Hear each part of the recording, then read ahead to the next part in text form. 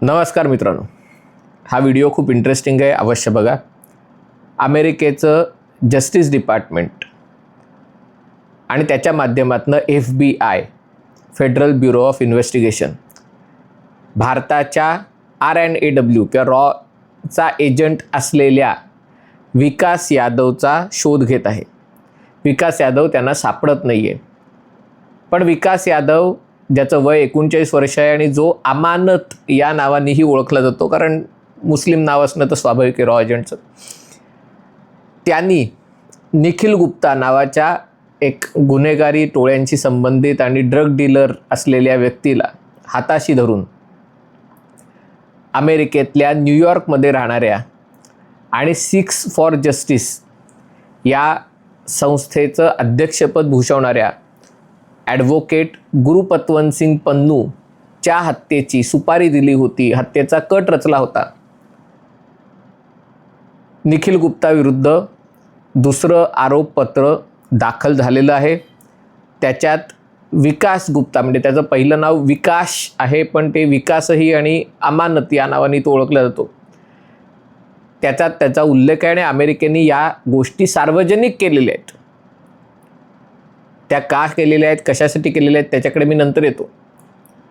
पण हे जर आरोप अमेरिकेच्या न्यायालयात टिकले, सिद्ध झाले, तर निखिल गुप्ता आणि विकास यादव यांना 10+20 वर्ष म्हणजे जवळपास 30 वर्षाची शिक्षा अमेरिकेत होऊ शकते. निखिल गुप्ताला बहुधा चेक रिपब्लिकमधून पकडण्यात आलं आणि त्याला अमेरिकेच्या हवाली करण्यात आलं. विकास यादव फरार आहे किंवा तो अमेरिकेला मिळत नाही आहे. का मिळत नाही आहे हे समजण्या एवढे तुम्ही समजूतदार आहात, तुम्हाला सांगायची गरज नाही आहे. मुद्दा असा आहे की ज्या गुरुपत्वंत सिंग पन्नूला बचाव करण्यासाठी अमेरिका हे सगळं करत आहे, त्या पन्नूला भारताने अतिरेकी घोषित केलेलं आहे.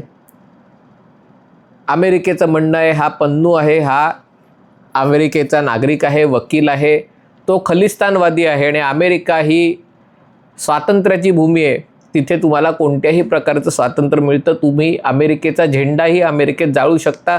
अमेरिकेचा झेंडा जाळणं हे देखील अभिव्यक्ती स्वातंत्र्य आहे आणि त्यामुळे तुम्ही अमेरिकेमध्ये राहून भारतामध्ये खलिस्तान निर्माण करण्यासाठी घोषणा देऊ शकता, त्याच्यासाठी तुम्ही काम करू शकता. हे सगळं अभिव्यक्ती स्वातंत्र्याचा भाग आहे. आणि नुसतं असं नाही, या पन्नूंनी पंतप्रधान नरेंद्र मोदींची हत्या करण्यात येईल आसाममध्ये, किंवा हमासने जसा इस्रायलवर हल्ला केला तशा प्रकारचे हल्ले आम्ही घडवून आणू, अशा प्रकारच्या दरपोक्तीही केल्या होत्या. या कारणासाठी भारताने त्याला दहशतवादी म्हणून घोषित केलं आहे, पण अमेरिकेने त्याला संरक्षण दिलं आहे, कारण शेवटी अभिव्यक्ती स्वातंत्र्याचा संबंध आहे. आपल्याला आठवत असेल, गेल्या वर्षी सप्टेंबर महिन्यामध्ये हरदीप सिंग निज्जरची हत्या कॅनडामध्ये करण्यात आली होती. पंतप्रधान नरेंद्र मोदींच्या अमेरिका दौऱ्याच्या 2 दिवस आधी ही हत्या करण्यात आली होती. म्हणजे मोदी 20 जून 2023ला अमेरिकेला गेले, ही 18 जून 2023ला हत्या केली. या आरोपपत्राला खरं मानायचं तर साधारणतः याच आसपास, म्हणजे 9 जूनच्या आसपास गुरुपत्वंत सिंग पन्नूची हत्या करण्याचा डाव होता.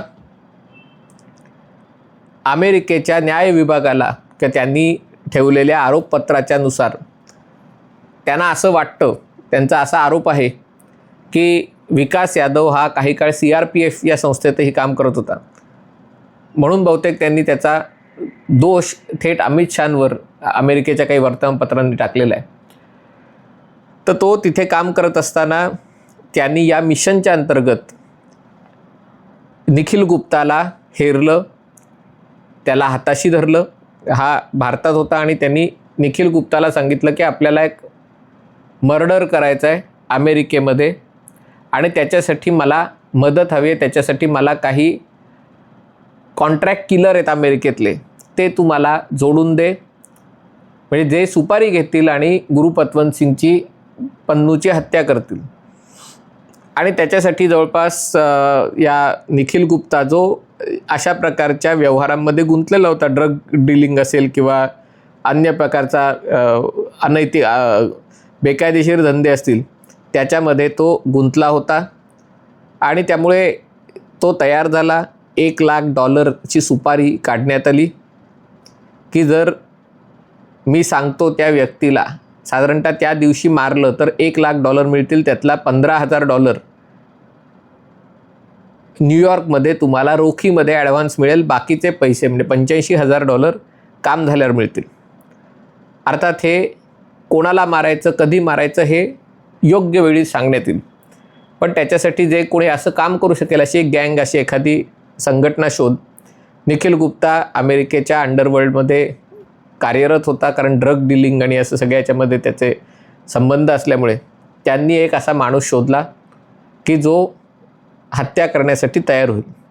पण प्रत्यक्षात मात्र तो अमेरिकेच्या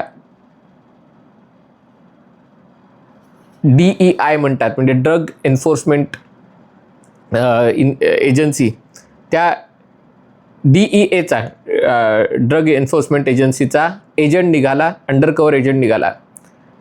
म्हणजे जो अमेरिकेचाच हेर होता त्याला या निखिल गुप्तानी गुन्हेगार म्हणून हाताशी धरला आणि त्याला सांगितलं की कोणाचा तरी गेम करायचा आहे, $1,00,000 सुपारी आहे, 15,000 ॲडव्हान्स मिळतील, 85,000 नंतर मिळतील. आणि या आधारे त्यांच्यात वाटाघाटी झाल्या. त्यांच्या बोलण्यातनं या विकास यादवचा रेफरन्स आला की विकास यादव हे करू इच्छितो, आणि त्याच्यातनं म्हणजे निखिल गुप्ताच्याकडनं विकास यादवचं नाव कळलं असावं. आणि हा जो अमेरिकेचा DEAचा एजंट होता, DE एजंट, त्यांनी ही सगळी माहिती अमेरिकेच्या सुरक्षा यंत्रणांना पुरवली. आणि मग जेव्हा हरदीप सिंग निज्जरची हत्या करण्यात आली होती तेव्हा सुरुवातीला सांगण्यात आलं होतं की नरेंद्र मोदींचा दौरा अमेरिकेचा आहे आणि त्याच्या आसपास ही हत्या होता कामा नये. पण जेव्हा निज्जरची हत्या करण्यात आली तेव्हा गुप्ताकडनं असा दावा करण्यात आलेला की आपल्याला भरपूर टार्गेट आहे, म्हणजे फक्त या 2 हत्यांपुरतं मर्यादित नाहीत, अनेकांचा गेम करायचा आहे. खास करून जे भारताविरोधी काम करत आहेत तिकडे अमेरिकेत, कॅनडात, जे भारतात दहशतवादाला चालना देत आहेत, जे भारतापासून पंजाब वेगळं काढायला, खलिस्तान निर्माण करायला जे तिथे सक्रिय प्रयत्न करत आहेत, त्यांचा गेम वाजवायचं टार्गेट असू शकतं. अर्थात हे गुप्ताचं म्हणणं होतं, म्हणजे याच्यामध्ये काही. आणि त्यांनी त्या DEA एजंटला सांगितलं की हा निज्जर पण हिट लिस्टवर होता, आणि त्याच्यावरनं बहुधा ही माहिती अमेरिकेने कॅनडाला दिली, आणि त्या आधारे कॅनडाचे पंतप्रधान जस्टिस ट्रुडो थैथयाट करत आहेत.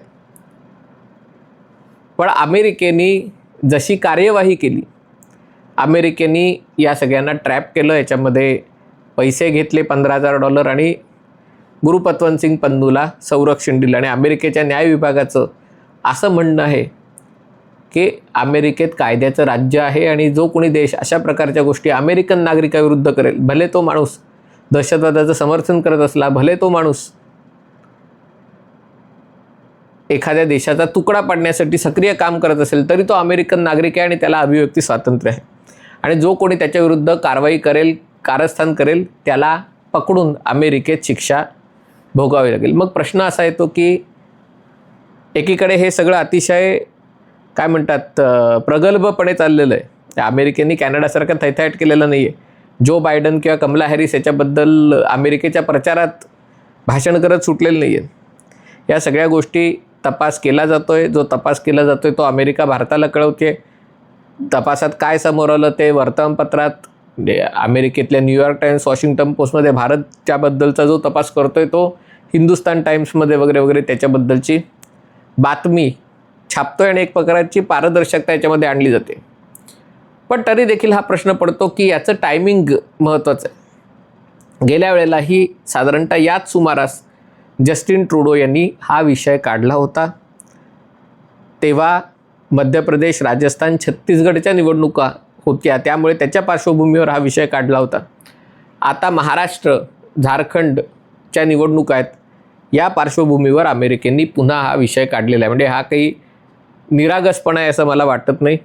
अमेरिकेलाही भारताच्या अंतर्गत मामल्यामध्ये, निवडणुकांमध्ये ढवळाढवळ करायची प्रचंड खाज आहे, आणि हे अमेरिका नाकारू शकत नाही. जेव्हा 2009 साली भारत अमेरिका अण्वस्त्र तंत्रज्ञान की जी न्यूक्लिअर एनर्जी डील होती, तेव्हा जेव्हा मनमोहन सिंग यांचं सरकार अल्पमतात आलं होतं, आणि तेव्हा जे पैशाचं वाटप झालेलं, आणि हे मी म्हणत नाही, हे विकी लीक्समध्ये म्हटलेलं आहे, आणि त्याच्यात ही गोष्ट स्पष्ट आहे की अमेरिकेच्या परराष्ट्र विभागाच्या अधिकाऱ्यांना हे माहिती होतं की पैसे वाटले जात आहेत आणि त्यांनी ते पैसे बघितलेही होते. म्हणजे ती भारताच्या अंतर्गत कारभारात ढवळाढवळ नव्हती. ते असंच भारतीय लोक ते करत होते आणि अमेरिकन लोक ते बघत होते, एवढंच होतं. ते काय ढवळाढवळ नव्हती. पण भारत करतोय ती ढवळाढवळ आहे. आणि त्यामुळे अमेरिकेने एका प्रकारे विडा उचलला आहे की जे कोणी आपल्या गुरु पतवंत सिंग बाळाला त्रास देत होते, ज्याच्या हत्येचा कट करत होते, त्यांना न्याय देणार.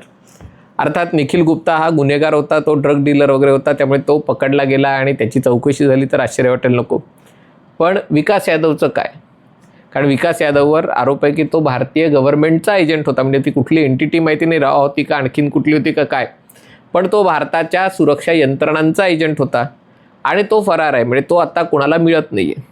आता अमेरिकेला हे वाटणं स्वाभाविक की तो मिळत नाही, याचा अर्थ मोदी सरकारनेच त्याला लपवून ठेवलं आणि ठेवलं असेल तरी मला आश्चर्य वाटणार नाही. काही ते काही चूक नाही आहे. सांगायचा मुद्दा हा की अशा प्रकारे बातम्या लीक करून, आणि तुम्ही आता मला खात्री आहे की हा व्हिडिओ केल्यावर तुमच्यापैकी 7-8 जण तरी कमेंट करतील की तुम्हाला हे बोलायची काय गरज आहे, विकास यादव सापडला तर. मला बोलायची गरज आहे कारण अमेरिकेच्या न्याय विभागाने, जस्टिस डिपार्टमेंटनी हे जे आरोपपत्र आहे ते प्रसिद्ध केलेलं आहे. ही सार्वजनिक डॉक्युमेंट आहे, मला कुठून काही गुप्तपणे ती मिळालेली नाही आहे. पण सांगायचा मुद्दा हा की अमेरिकेत एकीकडे तुम्ही भारताला आपल्या अतिशय जवळच्या मित्रांपैकी मानता, पण दुसरीकडे अशा प्रकारच्या गोष्टी करता. याचं काय कारण असू शकतं? एक कारण जसं म्हटलं की भारतात निवडणूक आहेत, दुसरं कारण आहे अमेरिकेत निवडणूक आहेत. आणि खास करून डेमोक्रॅटिक पक्षाचा जो वर्ग आहे तिथे त्यांना मतदान करणारे जे लोक आहेत ते मुख्यतः अल्पसंख्याक आहेत. शीख असतील, शांतिप्रिय लोक असतील, आणि त्यांच्या मनात राग आहे की गाझामध्ये युद्ध चाललं, इतर ठिकाणी चालू आहे आणि अमेरिका इस्रायलला मात्र संरक्षण देत आहे, तिथे त्यांना बचाव करत आहे. आणि मग तो राग शांत करायला कदाचित चला आम्ही शिखांसाठी बघा आम्ही हे केलं, आम्ही भारताला शिक्षा करण्यासाठी आम्ही पुढाकार घेतला. म्हणजे अमेरिका अशा प्रकारचे धंदे जगभर करते. अमेरिकेला जे दहशतवादी वाटतात त्यांना कुठल्याही देशातनं ते टिपते, ड्रोनच्या माध्यमातून टिपते, विमानाच्या माध्यमातून टिपते. अमेरिकेचं म्हणणं आहे की आम्ही मैत्रीपूर्ण मित्र असलेल्या देशात हे करत नाही. ज्या देशांशी आमचे तेवढे चांगले संबंध नसतात तिथे त्यांना न सांगता आम्ही उडवतो. पण ते अमेरिकेने केलं तर त्यांना माफ असतं, कारण अमेरिका ही महासत्ता आहे. पण अमेरिकेत मात्र कोणी असा विचार करणं, भले त्यांनी भारताविरुद्ध काही करू, हे सगळं मोठं गंभीर प्रकरण असतं. पण मला असं वाटतं की चांगली गोष्ट ही आहे की अमेरिका जे काही करते ते स्टेप बाय स्टेप करते. त्यांच्याकडे जे पुरावे आहेत ते पब्लिक डोमेनमध्ये, सार्वजनिक स्तरावर प्रसिद्ध करते. आणि आपण आहे असे आरोप का करतोय ते देखील ते सांगतात. आणि भारताने त्याच्याबाबत तेवढीच सावधगिरीची भूमिका घेतलेली आहे. भारताचं म्हणणं आहे आम्हाला माहिती नाही हे कसं झालं ते, पण आम्ही तपासात सहकार्य करू आणि जर हे दोषी आढळले तर त्यांना जे तुमच्या कायद्यांनी शिक्षा होईल ते करणं स्वाभाविक आहे. अर्थात या कुठल्याही प्रकारच्या गुप्तहेर संस्थांमध्ये आणि याच्यामध्ये हा नियम असतो की जमीतून तो जर तुम्ही पकडला गेलात तर you are on your own. सरकार तुम्हाला वाचवायला येईलच असं नाही, ही अटच असते. आणि तरी देखील लोक अशा सेवांमध्ये जातात, काम करतात. आणि त्यामुळे भारताची भूमिका असे की आम्ही काही असं दुसऱ्या देशात खून पाडणं आणि हे करणं ही आमची भूमिकाच नाही आहे. म्हणजे जर विकास यादवनी केलं असेल तर त्यांनी त्याच्या जीवावर, आणि तुम्ही अशाच्यात कुठेही समजू नका की भारताने विकास यादवच्या पाठीत खंजीर खुपसला आहे, मोदी सरकारने विकास यादवशी गद्दारी केली वगैरे. ही स्टँडर्ड ऑपरेटिंग प्रॅक्टिस आहे. जर असं झालं तर you are on your own, तुझा तू स्वतंत्र आहेत, आम्ही काही. कारण हा शेवटी देशाच्या इज्जतचा प्रश्न आहे आणि जो काम करतो त्यालाही माहिती आहे, जो काम देतो त्यालाही माहिती आहे. पण आता अमेरिकेने हे आरोपपत्र ठेवलेलं आहे. अमेरिकेला विकास यादव हवा आहे. अमेरिका त्याच्यासाठी भारताशी पाठपुरावा करेल. भारत पण म्हणेल आम्ही शोधतोय पण विकास यादव मिळणार नाही. पण याच्यातनं जो संदेश जायचा पन्नू असेल किंवा इतर कोणाला की तुम्ही आज अमेरिकेच्या जीवावर हे सगळं करताय, पण तुमच्या जीवाला धोका आहे. जर तुम्ही तिथे बसून भारतातल्या भारतात दहशतवादाचं नियोजन करत असाल, पंतप्रधानांना धमक्या देत असाल, सरकार उलथवून टाकण्याचा विचार करत असेल तर तुम्हालाही तुमच्या जीवनाच्या सुरक्षेची अतिशय काळजी घ्यायची गरज आहे. हा व्हिडिओ आपल्याला आवडला असेल तर कृपया लाईक करा, शेअर करा आणि चॅनल सबस्क्राईब करा. एवढीच विनंती. तुर्तास इथेच थांबतो. पाहत रहा MH48.